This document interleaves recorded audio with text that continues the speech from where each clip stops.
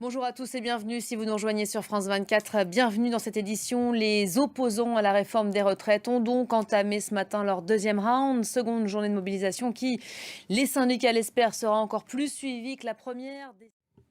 Emmanuel Macron est certain de perdre, assurait tout à l'heure Jean-Luc Mélenchon. Même détermination du côté des syndicats qui espèrent aujourd'hui marquer les esprits avec un mardi noir. Voilà, on retrouvera au sein du cortège parisien un peu plus tard Karim Yayaoui pour faire le point. En parallèle de cette journée, les parlementaires vont continuer aujourd'hui encore à étudier les très nombreux amendements à l'Assemblée. 6 000 amendements déposés par la NUPES.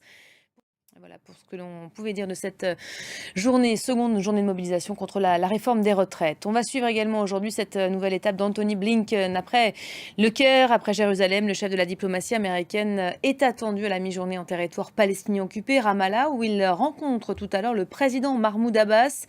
L'occasion d'appeler à nouveau à une désescalade entre Israéliens et Palestiniens. Retour sur ces dernières heures avec Maya Anaïs Yatagen.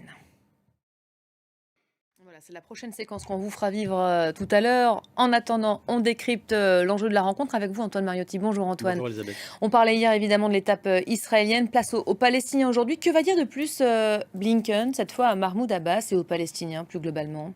Absolument rien. C'est bien pour ça que c'est embêtant et qu'il faut que nous, médias, continuions d'en parler. Très clairement, on voit bien que de toute façon, Anthony Blinken n'était pas venu pour apporter une solution au conflit israélo-palestinien. Merci beaucoup Antoine pour le décryptage. On vous fera vivre donc tout à l'heure cette séquence.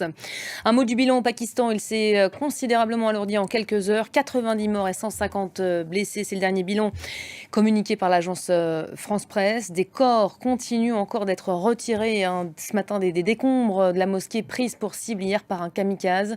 L'essentiel des victimes sont des policiers. Après cet attentat survenu à Peshawar, les regards sont aujourd'hui tournés vers le TTP, les talibans pakistanais. Julien Cheida.